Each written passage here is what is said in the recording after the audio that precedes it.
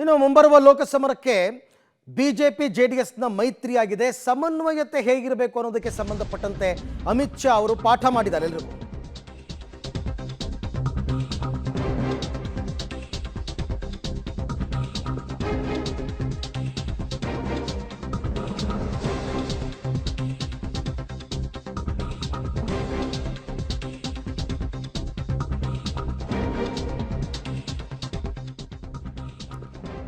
ಭಿನ್ನಮತ ಆ ಸಮಸ್ಯೆಗೆ ಆಸ್ಪದ ಕೊಡದಂತೆ ಅಮಿತ್ ಶಾ ಅವರು ಖಡಕ್ ಸಂದೇಶ ಕೊಟ್ಟಿದ್ದಾರೆ ಸಮನ್ವಯತೆಯ ವಿಚಾರವಾಗಿ. ಎಲ್ಲಿ ಏನು ಟೈಟ್ ಮಾಡಬೇಕು ನನಗೆ ಗೊತ್ತು, ಅದನ್ನು ನಾವು ಮಾಡ್ತೀವಿ. ಪ್ರತಿ ವಿಧಾನಸಭೆ ಕ್ಷೇತ್ರವಾರು ಮೈತ್ರಿ ಸಮನ್ವಯ ಸಮಿತಿಯನ್ನು ರಚನೆ ಮಾಡಿ ಮೋದಿ ಅವರ ರೋಡ್ ಶೋ 2-3 ಕಡೆ ಪ್ಲ್ಯಾನ್ ಮಾಡಿ ಮೀಸಲಾತಿ ಕ್ಷೇತ್ರಗಳ ಕಡೆಗೂ ಹೆಚ್ಚು ನಿಗಾವಹಿಸಿ ಹಾಗಂತ ಮೈತ್ರಿ ನಾಯಕರಿಗೆ ಅಮಿತ್ ಶಾ ಅವರು ಇವತ್ತಿನ ಖಾಸಗಿ ಹೋಟೆಲ್ನಲ್ಲಿ ಒಂದು ಸಭೆ ನಡೀತು. ಆ ಸಭೆಯಲ್ಲಿ ಯಡಿಯೂರಪ್ಪನವರು, ಕುಮಾರಸ್ವಾಮಿ ಅವರು, JDSನ ನಾಯಕರು, BJP ನಾಯಕರು ಎಲ್ಲರೂ ಕೂಡ ಇದ್ದರು. ಸೊ ಹಾಗಾಗಿ ಅವರಿಗೆ ಸಮನ್ವಯತೆಯ ಪಾಠ ಮಾಡಿದ್ದಾರೆ. ಬಹಳ ಮುಖ್ಯವಾಗಿ ಅವರು ಹೇಳಿರ್ತಕ್ಕಂಥದ್ದು, ಪ್ರತಿ ವಿಧಾನಸಭೆ ಕ್ಷೇತ್ರವಾರು ಮೈತ್ರಿ ಸಮನ್ವಯ ಸಮಿತಿಯನ್ನು ರಚನೆ ಮಾಡಿಕೊಳ್ಳಿ. ಆಗ JDS ಮತ್ತು BJP ಕಾರ್ಯಕರ್ತರು ಸಮನ್ವಯತೆಯಿಂದ ಹೋಗೋದಕ್ಕೆ ಸಾಧ್ಯ. ಕೆಲವು ಕಡೆ ಟೈಟ್ ಮಾಡಬೇಕು, ಅದನ್ನು ನನಗೆ ಗೊತ್ತು, ನಾವು ಮಾಡ್ತೀವಿ ಅಂತ ಹೇಳಿದ್ದಾರೆ. ಸ್ಥಳೀಯವಾಗಿ ಸಣ್ಣ ಪುಟ್ಟ ಸಮಸ್ಯೆಗಳಿದ್ದರೂ ಕೂಡ ಅದಕ್ಕೆ ಲೀಡರ್ಗಳು ಯಾವುದೇ ಕಾರಣಕ್ಕೂ ಉಪಕಾರ ಹಾಕಕ್ಕೋಬೇಡಿ. ಮೈತ್ರಿಯಿಂದಾಗಿ ಹಲವು ಉದ್ದೇಶಗಳು ಈಡೇರುವಂತಹ ಸಮಯ ಇದು. ಎರಡೂ ಪಕ್ಷಗಳ ನಾಯಕರ ಮಟ್ಟದಲ್ಲೇ ಬಗೆಹರಿಸ್ಕೊಳ್ಳಿ. ಯಾವುದೇ ಬಹಿರಂಗ ಟೀಕೆ ಟಿಪ್ಪಣಿಗಳಿಗೆ ಆಸ್ಪದ ಕೊಡಬೇಡಿ. BJP ನಾಯಕರು, ಜಿಲ್ಲಾ ಮುಖಂಡರ ಸಂಪೂರ್ಣ ಸಹಕಾರ ಇರಬೇಕು. ಹಳೆ ಮೈಸೂರು ಭಾಗದ 11 ಕ್ಷೇತ್ರಗಳ ಸಹಕಾರದ ಬಗ್ಗೆ ಕೂಡ ಚರ್ಚೆ. ಅಂದರೆ ಉತ್ತರ ಕರ್ನಾಟಕ ಭಾಗದಲ್ಲಿ ಇವ್ರಿಗೇನು ಸಮಸ್ಯೆ ಆಗಲ್ಲ. ಯಾಕಂದರೆ ಉತ್ತರ ಕರ್ನಾಟಕ ಭಾಗದಲ್ಲಿ ಅವರೇನು JDS ಜೊತೆಯಲ್ಲಿ ಮೈತ್ರಿ ಮಾಡ್ಕೊಂಡು ಜೊತೆಗೆ ಹೋಗಬೇಕು ಅನ್ನೋ ಸ್ಥಿತಿ ಇಲ್ಲ. ಆಮೇಲೆ ಅವ್ರ ಶಕ್ತಿ ಕೂಡ ಕಡಿಮೆ ಇದೆ. ಹಳೆ ಮೈಸೂರು ಭಾಗ ಪ್ರಮುಖವಾಗಿ, ಈ ಹಳೆ ಮೈಸೂರು ಭಾಗದಲ್ಲಿ ಇದು ಬಹಳ ಇಂಪಾರ್ಟೆಂಟ್. ರಾಜೀರವ್ರ ಜೊತೆಯಲ್ಲಿ ಕುಮಾರಣ್ಣರವರು ಮತ್ತು ಯಡಿಯೂರಪ್ಪ ಸಾಹೇಬ್ರವರ ಒಂದು ಜಾಯಿಂಟ್ ಸಭೆಯಲ್ಲಿ JDS ಮತ್ತು BJPಯ ಪ್ರಮುಖ ಮುಖಂಡರುಗಳ ಏನು ಒಂದು ಸಭೆ ನಡೀತು. ಈ ಸಭೆಯಲ್ಲಿ ಎಲ್ಲ ಹಿರಿಯರ ನಿರ್ದೇಶನ ನೈಸರ್ಗಿಕವಾಗಿ ಎರಡು ಪಾರ್ಟಿಯ ಮುಖಂಡರು ಮತ್ತು ಕಾರ್ಯಕರ್ತರುಗಳು ಫೀಲ್ಡಲ್ಲಿ ಕೆಲಸ ಮಾಡಬೇಕು ಅನ್ನುವಂಥದ್ದು ಈಗಾಗಲೇ ನಮಗಿರ್ತಕ್ಕಂಥ ವರದಿನಲ್ಲಿ ಅದೇ ರೀತಿ ಕೆಲಸ ಮಾಡ್ತಾ ಇದ್ದಾರೆ ಅಂತ ಹೇಳಿದರು. ಮತ್ತು ನಾವುಗಳು ಕೂಡ ಚರ್ಚೆ ಮಾಡುವಂಥ ಸಂದರ್ಭದಲ್ಲಿ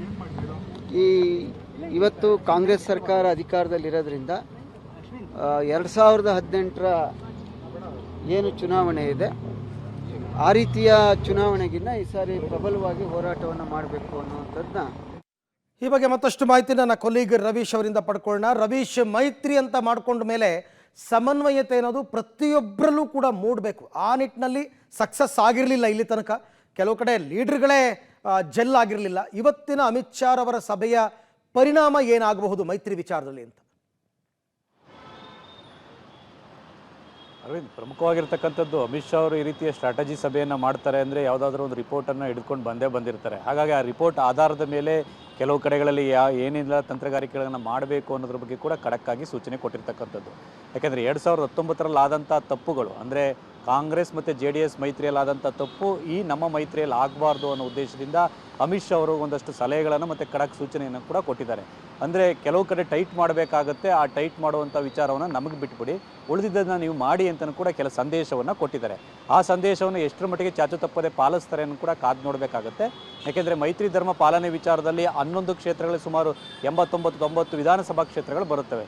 ಪ್ರತಿ ವಿಧಾನಸಭಾ ಕ್ಷೇತ್ರದಲ್ಲೂ ಕೂಡ ಸಮನ್ವಯ ಒಂದು ಸಮಿತಿಯನ್ನು ರಚನೆ ಮಾಡಬೇಕು. ಅಂದರೆ ಕಾಂಗ್ರೆಸ್ JDS ಆಯಾ ನಾಯಕರುಗಳ ಸಮ್ಮುಖದಲ್ಲಿ ಒಂದು ಸಮನ್ವಯ ಸಮಿತಿಯನ್ನು ರಚನೆ ಮಾಡಬೇಕು, ಅದ್ರ ಮೂಲಕ ಎಕ್ಸಿಕ್ಯೂಟ್ ಮಾಡಬೇಕು ಅಂತಲೂ ಕೂಡ ಕೆಲ ಸೂಚನೆಗಳನ್ನು ಕೊಟ್ಟಿದ್ದಾರೆ.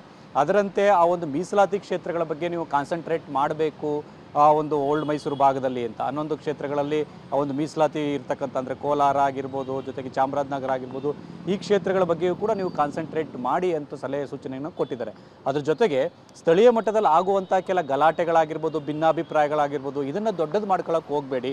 ಆ ಸ್ಥಳೀಯ ಮಟ್ಟದಲ್ಲಿ ಆದಂಥ ಮುಖಂಡರುಗಳು ತಂದರೆ ನಿಮ್ಮ ಬಳಿ, ಅದಕ್ಕೆ ನೀವು ಉಪ್ಪು ಖಾರ ಹಾಕೋ ಬದಲು ಅದನ್ನು ನೀವು ಬಗೆಹರಿಸ್ಕೊಳ್ಳೋದಕ್ಕೆ ಹೋಗಿ ಉಳಿದಿದ್ದನ್ನು ನಾವು ದೊಡ್ಡ ಮಟ್ಟದಲ್ಲಿ ನಾವು ನೋಡ್ಕೊಳ್ತೇವೆ ಅನ್ನೋ ಮಾತುಗಳನ್ನು ಕೂಡ ಅಮಿತ್ ಶಾ ಅವರು ಇಬ್ಬರು ಉಭಯ ನಾಯಕರಿಗೆ ಹೇಳಿದ್ದಾರೆ. ಅದರಲ್ಲಿ ಜೊತೆಗೆ BJP ನಾಯಕರು ಮತ್ತು BJPಯ ಮುಖಂಡರುಗಳ ಸಹಕಾರ ಸಂಪೂರ್ಣವಾಗಿ ಇದ್ದೇ ಇರುತ್ತೆ, ಅದನ್ನು ನಮಗೆ ಬಿಟ್ಬಿಡಿ ಅನ್ನೋ ಮಾತುಗಳನ್ನು ಕೂಡ ಕುಮಾರಸ್ವಾಮಿ ಅವರಿಗೆ ಭರವಸೆಯನ್ನು ಈ ಸಭೆಯಲ್ಲಿ ಕೊಟ್ಟಿದ್ದಾರೆ. ಇದು ಎಷ್ಟರ ಮಟ್ಟಿಗೆ ಸಕ್ಸಸ್ ಆಗುತ್ತೆ ಅನ್ನೋದು ಕೂಡ ಮುಂದಿನ ದಿನಗಳಲ್ಲಿ ಗೊತ್ತಾಗುತ್ತೆ. ಅದರ ಜೊತೆಗೆ ಕುಮಾರಸ್ವಾಮಿ ಅವರ ಜೊತೆ ಕೂಡ ಪ್ರತ್ಯೇಕವಾಗಿ ಮಾತುಕತೆಯನ್ನು ನಡೆಸಿ ಮೈತ್ರಿ ಸಂದರ್ಭದಲ್ಲಾದಂಥ ಒಪ್ಪಂದಗಳೇನಿತ್ತು ಆ ಬಗ್ಗೆಯೂ ಕೂಡ ಗಂಭೀರ ಚರ್ಚೆ ನಡೆಸಿದ್ದಾರೆ ಅಂತ ಹೇಳಲಾಗ್ತಾ ಇದೆ. Aravind, okay, thank you Ravish ತಮ್ಮ ಎಲ್ಲ ಮಾಹಿತಿಗಾಗಿ ಧನ್ಯವಾದ. ಒಟ್ಟಾರೆ ಶಂಕದಿಂದ ಬಿದ್ರನೇ ತೀರ್ಥ ಅಂತಾರಲ್ಲ, ಇವರೆಲ್ಲ ಎಷ್ಟೇ ಹೇಳ್ಕೊಂಡ್ರು ಮೈತ್ರಿ ಸಮನ್ವಯತೆ ಆಗಬೇಕು ಅಂತಂದರೆ ಅದೊಂದು ಖಡಕ್ ಸಂದೇಶ ರವಾನೆ ಮಾಡಬೇಕು. ಆ ಕೆಲಸವನ್ನು ಅಮಿತ್ ಶಾ ಅವರು ಮಾಡಿದ್ದಾರೆ.